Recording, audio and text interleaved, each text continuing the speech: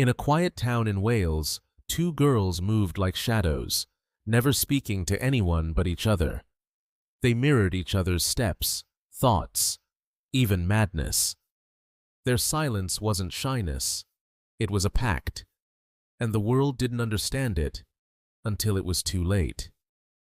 June and Jennifer Gibbons were born on April 11, 1963, to Caribbean immigrants in Wales. From infancy, they were inseparable, but something was off.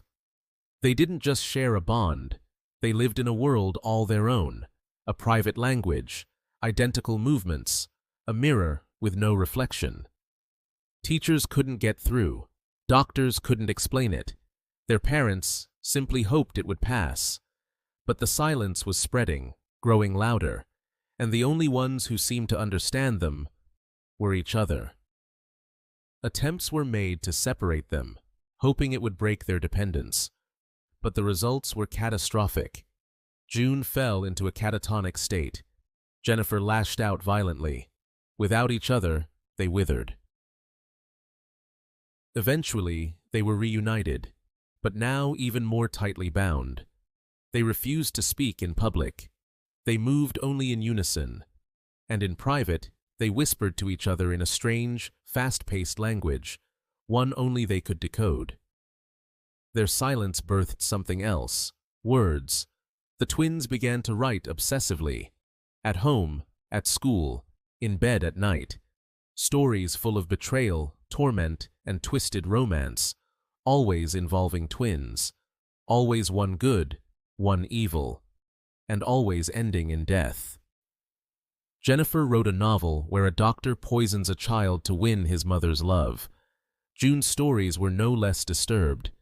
Their journals, thousands of pages long, revealed violent dreams and disturbing fantasies. They weren't just hiding from the world, they were rewriting it. By their teenage years, the Gibbons twins turned to crime. It wasn't about money, it was about feeling alive. They committed vandalism, theft, then arson. They set fire to a tractor dealership, then a school, and laughed about it in their diaries. Their descent had begun, and the justice system responded the only way it knew how. June and Jennifer were declared mentally ill and sentenced not to prison, but to Broadmoor, a high-security psychiatric hospital known for housing the criminally insane. Locked in separate cells, sedated, and watched around the clock, the twins endured 11 years inside. They began to deteriorate, physically and mentally.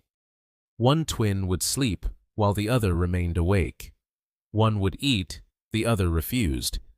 Nurses believed they shared a life force, split between two bodies, as if some unseen pact was draining them from within. In their journals, the truth began to surface. Jennifer believed she had to die, for June to live a normal life. "We've decided," she wrote, "one of us must die." It wasn't a cry for help, it was a decision, mutual, chilling, and irreversible. In 1993, the twins were finally approved for transfer to a lower security facility. On the drive over, they laughed, joked, held hands, but as they arrived, Jennifer collapsed. She was pronounced dead just hours later. Cause of death: acute myocarditis, a sudden inflammation of the heart. No poison, no trauma, no physical explanation. Her heart simply stopped. June whispered only one thing to the nurses: "Now I am free." June was released a year later.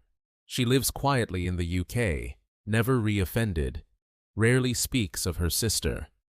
She once said, "I'm not free. I lost everything, but I'm alive."